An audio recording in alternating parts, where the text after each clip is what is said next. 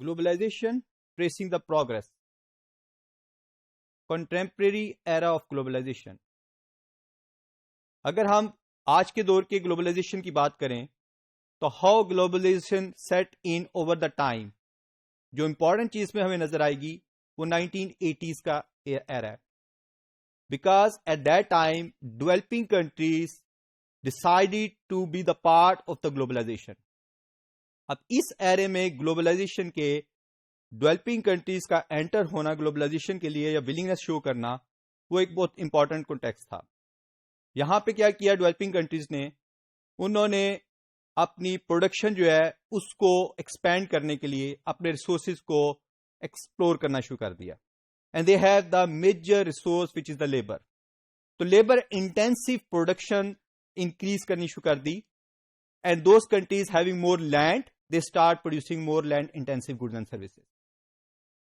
اب ان کے پاس جو لیبر، خاص طور پہ جو لیبر تھا وہ چونکہ بہت زیادہ تھا ان کنٹریز کے پاس، ڈیولپنگ کنٹریز کے پاس یا پور اکانومیز کے پاس، تو انہوں نے labour intensive technology based goods and services produce کرنی شروع کر دی اور ان کو ٹریڈ کرنا شروع کر دیا.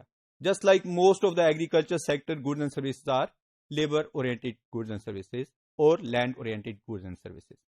اب اگر اس کے بعد دیکھیں کہ ایکسپورٹ جو ہے اس میں بہت زیادہ change I in developing countries کے، کیونکہ انہوں نے جو کمپیریٹو ایڈوانٹیج اویلیبل تھا ان کو، اس کی بیسس کے اوپر اگر ایک کنٹری کاٹن زیادہ پروڈیوس کر سکتی ہے، جیسے پاکستان چیپلی پروڈیوس کر سکتی ہے تو اس نے کاٹن کو ایکسپورٹ کرنا شروع کر دیا. اگر ایک کنٹری ٹی زیادہ پروڈیوس کر سکتی ہے اس نے ٹی پروڈیوس کرنی شروع کر دی. ایک کنٹری جو ہے وہ ٹیکسٹائل پروڈکٹس جو ہے را ٹیکسٹائل وہ زیادہ پروڈیوس کر سکتا ہے تو اس نے وہ پروڈیوس کرنا شروع کر دیا. تو that is the case, countries are focusing on their competitive advantage. So export is going to boost. Within 18 to 20 years, export جو تھا وہ مینوفیکچرنگ شیئر، ٹوٹل ایکسپورٹ میں مینوفیکچرنگ ایکسپورٹ کا شیئر جو تھا وہ 25% سے بڑھ کر 80% تک چلا گیا. That was the remarkable change which has happened. اور وہ شو کر رہا تھا کہ developing countries are becoming the part of the global process. وہ انٹیگریٹ ہوتے جا رہے ہیں پورے کے پورے گلوبل اکانومیز کے ساتھ. So that is the quite good situation for the developing economies. Specifically, if we focus on Asian countries, تو ایشیا میں جو انٹرسٹنگ چیز نظر آئے گی that is the China. China got very high level of growth in terms of export. کیونکہ اس کی export growth جو تھی وہ اس کی جی ڈی پی گروتھ سے بھی آگے نکل گئی. اور same thing applies to an extent with Bangladesh and Sri Lanka. لیکن وہ ورلڈ ایوریج کے قریب رہی. ان کی مینوفیکچرنگ جو ایکسپورٹ کا شیئر تھا، گروتھ مینوفیکچرنگ ایکسپورٹ گروتھ ہو رہی تھی، وہ ایکول ٹو ورلڈ ایوریج کے ایکول تھی، ورلڈ ایوریج کے کلوز تھی. لیکن یعنی اس سے نیچے نہیں رہی، اس کے برابر رہی یا اس سے تھوڑا اوپر رہی. اس چیز نے ان کنٹریز کو بھی تھوڑا بوسٹ دیا، سپورٹ دی. چلی، ارجنٹینا اینڈ میکسیکو یہ وہ کنٹریز تھی جنہوں نے ایف ٹی آئی کے لیے اپنے بارڈرز اوپن کر دیے. They are welcoming the F T I. Foreign direct investment increase ہوتی گئی and these countries got the opportunity کہ ان کے اندر جو پروڈکٹیو کیپیسٹی ہے وہ انہینس کرنا شروع ہو گئی. Whole this process made it sure that کہ جو پہلے ایک آئیڈیا تھا گلوبلائزیشن کے اگینسٹ کہ گلوبلائزیشن کو کنٹرول کرنا چاہیے through exchange control, through import substitution یا ٹریڈ ریسٹرکشن امپوز کر کے یا ٹریڈ کی مونوپلیز جنریٹ کر کے ڈومیسٹیکلی، وہ سارے کا سارا آئیڈیا کولیپس کر گیا. And this whole process actually understand through 1960 کا اگر آپ میپ دیکھیں تو 1960 کو کمپیئر کر رہے ہیں ہم with reference to different regions. جس طرح یہ ایشیا کا سارا ایریا ہے، this is the Europe, this is Africa, Australia, South America and North America. If you compare this with reference to this time period تو دیکھیں جیسے جیسے لیجنڈ آپ کا شو کر رہا ہے آگے کی طرف موو کر رہا ہے، لیجنڈ کے رائٹ سائڈ پہ موو کرنے سے کلر کی جو انٹینسٹی ہے بڑھتی جا رہی ہے. اینڈ یو کین آبزرو کہ دیز آر دوز ریجن جہاں پہ share to G D P جو ہے ایکسپورٹ پلس امپورٹ کا وہ بڑھتا جا رہا ہے. یہ وہ ریجنز ہیں جہاں پر ایکسپورٹ پلس امپورٹ یعنی ٹوٹل ٹریڈ جسے ہم سمپل ورڈ میں اوپننس کہتے ہیں، تو اوپننس جو ہے وہ انٹینسیفائڈ ہے. یہ کچھ ایریاز ہیں. اب اگر اس کو مزید فوکس کریں آپ ود ریفرنس ٹو ٹائم تو آپ دیکھیں گے کہ ٹوٹل سچویشن چینج ہو گئی ہے اکراس دا ورلڈ. پہلے یہ ریجن اسپیسیفکلی چائنا کے ریجن آپ دیکھ سکتے ہیں. یہ ریجن یہاں پر بالکل بلینک ہے, اس میں بہت کم گلوبلائزیشن یا تو ہے ہی نہیں یا بہت پور ہے, اس لیے اس کا کوئی ڈیٹا بھی ان کو اویلیبل نہیں تھا گلوبلائزیشن کے یا اوپننس کا. Later on Asian countries started to do trade with other countries, they are opening their border specifically China. تو اس کی وجہ سے کیا ہوا کہ ڈیٹا جو ہے وہ بھی اویلیبل ہو گیا, کیونکہ یہ نہیں تھا کہ وہ ٹریڈ کرتا ہی نہیں تھا چائنا ٹریڈ کرتا تھا اکراس دا ورلڈ, لیکن اس کا ڈیٹا یا انفارمیشن پوری طرح کنوے نہیں کی جاتی تھی.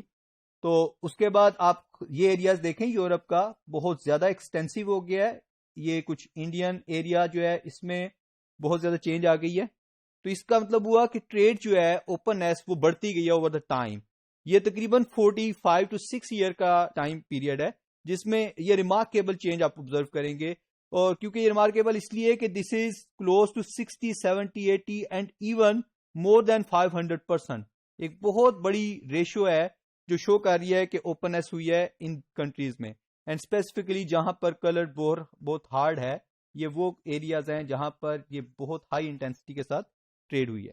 اب اگر ہم اس پورے کے پورے کنٹمپریری ایرا آف گلوبلائزیشن کو ایک بار ریکال کریں اور دیکھیں کہ کون سے پالیسی میئر لیے گئے جن کے کچھ اسپیسیفک آؤٹ کم تھے, جنہوں نے ہیلپ کی گلوبلائزیشن کے ایرا کو واپس ریٹرن کرنے میں, ان میں کانشیس پالیسی چینج ایک مور امپورٹنٹ فیکٹر ہے. یعنی انٹینشنلی پالیسی چینج کی گئی, مارکیٹ فرینڈلی پالیسیز رکھی گئی, ریزلٹ اورینٹڈ پالیسیز رکھی گئی, اور پورے کا پورا ایکسپورٹیو انفراسٹرکچر جو ہے وہ کریٹ کیا گیا, کیونکہ یہ بہت ضروری تھا. ایکسپورٹیو انفراسٹرکچر کے بغیر ڈیفینیٹلی مارکیٹ بھی فرینڈلی نہیں ہو سکتی تھی اور ریزلٹ اورینٹیشن پاسبل نہیں تھی, اس لیے میجر فوکس پالیسیز کا ان پہ تھا.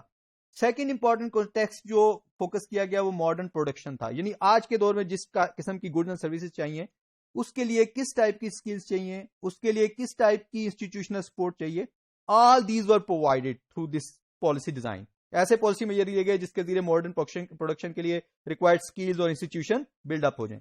برٹن وڈ انسٹیٹیوشن اپنی جگہ پہ ایک رول پلے کر رہا تھا. اس نے آئی ایم ایف اسٹیبلش کیا تھا جو کہ پوری گائیڈنس پرووائڈ کر رہا تھا کہ آپ نے لبرلائزیشن کس طرح کرنی ہے, اوپننس کس طرح کرنی ہے, اور کس طرح خاص طور پہ وہ کنٹریز جن کے لیے ڈیفیکلٹ تھا یہ پروسیس, اس کو انہوں نے سپورٹ پرووائڈ کی. ٹیرف ریڈکشن جو کہ میجر کاز ہے جس کی بیسس کے اوپر ایک پوری کی پوری اکنامک انٹیگریشن انکریز کر جاتی ہے, اس میں اسپیسیفکلی جو رول پلیئر ہیں وہ گیٹ تھا, general agreement on tariff and trade, جو کہ آج کل جس کا نام ورلڈ ٹریڈ آرگنائزیشن ہے. اس کی ایک کلاس تھی اس کے ایگریمنٹ میں موسٹ فیورڈ نیشن کی. یعنی موسٹ فیورڈ نیشن جس کو آپ موسٹ فیور کر رہے ہیں یا فیورٹ بنا رہے ہیں نیشن کو, اس کو آپ سب سے کم ٹیرف کے ساتھ اس کے ساتھ بائیلیٹرل ٹریڈ کرتے ہیں. تو ٹیرف یا تو بالکل زیرو کر دیں گے یا منیمائز کر دیں گے. انویسٹمنٹ کلائمیٹ بھی سپورٹو دیا گیا جس کے لیے I F T I increase کرے تاکہ ایلیمنیٹ کر دیں وہ ساری ریسٹرکشن جو کہ ایف ٹی آئی کی آگے ہیزٹ کریٹ کرتی تھی. پھر پروموٹ کیا گیا اکنامک اسٹیبلٹی کو, کیونکہ یہ بہت ضروری تھی اکنامک اسٹیبلٹی. اور پراپرٹی رائٹس اس لیے زیادہ امپورٹنٹ تھے کہ جو بھی بزنس مین باہر سے آئے گا انویسٹمنٹ کرے گا, اگر اس کو پراپرٹی رائٹ نہیں ملے گا, وہ اپنے ایسٹس کو ہولڈ نہیں کر سکتا, تو وہ اسٹے نہیں کرے گا. پھر ٹیکنالوجیکل پروگرس نے اسپیسیفکلی ٹرانسپورٹیشن اور کمیونیکیشن سیکٹر میں جو اتنی ریمارکیبل ٹیکنالوجیکل پروگرس ہوئی, اس نے یہ پالیسی میئرز کو فردر بوسٹ کیا اور اس کی وجہ سے گلوبلائزیشن کا پروسیس مزید تیز ہو گیا. اب اگر ہم دیکھیں کہ کچھ کنٹریز جو ہیں زیادہ گلوبلائزڈ ہیں اور کچھ نان گلوبلائزڈ ہیں یا لیس گلوبلائزڈ ہیں. 1980 سے آن ورڈ اسپیسیفکلی چونکہ ڈیولپ کنٹریز بھی پارٹ بن گئی تھی گلوبلائزیشن کا, تو اگر ہم ایجوکیشنل اٹینمنٹ میں دیکھیں تو مور گلوبلائزڈ اکانومیز سب سے زیادہ سکسیسفل رہی ہیں. انہوں نے پاورٹی کم کرنے میں, ایجوکیشن کے تھرو ہیلتھ اسٹینڈرڈ کو انکریز کرنے میں اور پروڈکٹیوٹی انہینس کرنے میں بہت امپورٹنٹ رول پلے کیا. نان گلوبلائزڈ اکانومیز اتنی زیادہ سکسیسفل نہیں رہی. انفلیشن ریڈکشن میں خاص طور پہ گلوبلائزیشن نے امپورٹنٹ رول پلے کیا, لیکن انفلیشن تھوڑی سی ریڈیوس ضرور ہوئی نان گلوبلائزڈ اکانومی میں بھی. تو ہم اسے کہہ سکتے ہیں کہ یہ ایک کنٹرول ویریبل تھا. ساتھ ساتھ ہمیں یہ پتا چل جائے گا کہ نان گلوبلائزڈ جو ہے وہ گلوبلائزیشن کے کتنے امپیکٹ کو ریکارڈ کر سکتی ہیں. پراپرٹی رائٹ اور رول آف لا جو تھا وہ مارجنلی بیٹر ہوا, اس لیے اس سلسلے میں گلوبلائزیشن نے کوئی خاص رول پلے نہیں کیا. ٹیرف ریڈکشن 34% تک, یہ بہت ہیوج تھی 34%, کیونکہ نان گلوبلائزڈ جو ہیں وہ 11% ہیں. تو اسٹریٹ اوے یہاں پہ ہمیں پتا چلتا ہے کہ 23% کا مارجن ہے جو straight away due to globalization ہے. یعنی یہ ٹیرف ریڈکشن 23% صرف گلوبلائزیشن ہی کی وجہ سے ہوئی ہے. ٹریڈ جو تھی اس میں بڑی ریمارکیبل چینج آئی ہے. جو کہ relative to G D P یا جی ڈی پی کے پرپورشن سے انکریز ہوئی 104% اس میں رائز آئی. اب یہ پرومیننٹ کنٹریز جو ہیں اس میں ارجنٹینا ہے, چائنا, انڈیا, برازیل, یہ وہ کنٹریز ہیں جنہوں نے جب پارٹیسپیٹ کیا گلوبلائزیشن پروسیس میں تو they are successful to raise اور make their G D P growth double 2.6 سے بڑھ کر 5% تک چلی گئی, اور یہ بہت ریمارکیبل چینج تھی کیونکہ یہ آن ایوریج گروتھ ہے اور ایک اسٹیگننٹ تو نہیں کہیں گے ہم, کنسسٹنٹ گروتھ ریٹ کنٹینیو کیا لانگ پیریڈ کے لیے ان کنٹریز میں. 49 کنٹریز جو ہیں یوزلی فوکس کی گئی تھی جو نان گلوبلائز تھی, ان میں زامبیا, ایجپٹ اور نائجیریا جو ہیں وہ پرومیننٹ ہیں.